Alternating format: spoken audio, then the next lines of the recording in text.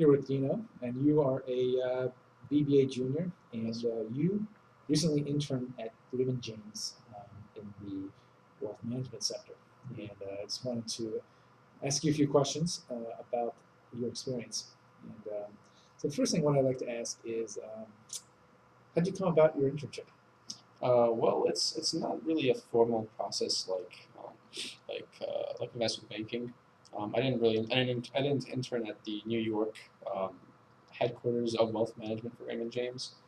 Instead, I just went to the Ann Arbor regional office, and basically I just asked them, so I need some uh, finance experience. I'm interested in pursuing a career in finance, and I thought this would be a good start.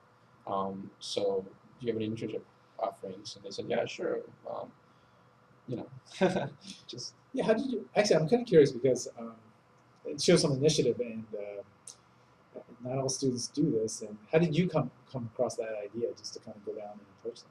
well, I was looking at my resume, and I only had like student clubs, grades, and those were the only two sticking points that I thought I could possess to impress recruiters. And I thought I needed some work experience. I needed to see what professionals actually do, um, and I thought if I could learn from them, it'd be great to be able to communicate what I've learned to Okay, interviewers. cool. Okay, so you're at your internship, and what kind of things do they have you do? So just Okay, there's a lot of BBAs out there that are thinking, oh, okay, not sure what that means. So just right, some basic. sure. Well, wealth management is really an industry that has a really broad focus on understanding the finance industry. You don't have to be a superstar at modeling financial statements. You just have to have a broad understanding of different markets, um, bonds, stocks. You have to have a broad understanding of the retirement advantages, the advantages of 401ks versus IRAs versus Roth IRAs. Um, and I mean, you just have to show that you're interested in learning more. Um, that you're there's some understanding of what's going on in the financial industry. So you don't have to have any special skills to intern at Raymond James.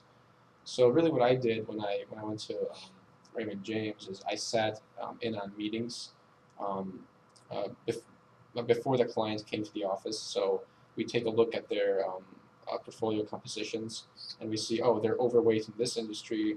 This industry is less risky, and they're underweight in it. Um, we should suggest that the client allocates their or adjusts their portfolio accordingly.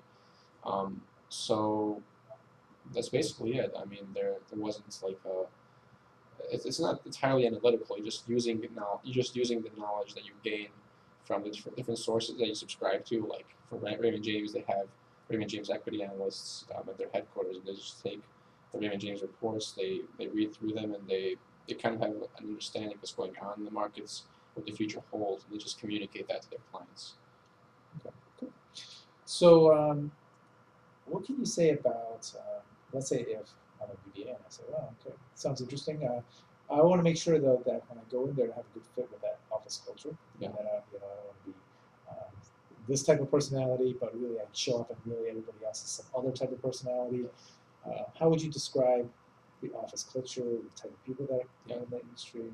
Yeah, well, wealth management's really a relationship-driven industry. You have to be good at first building a relationship and maintaining that relationship.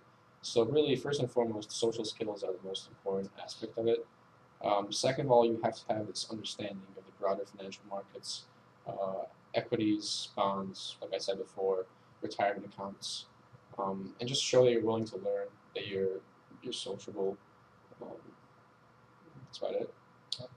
Um, so you say some knowledge about bond and things like that.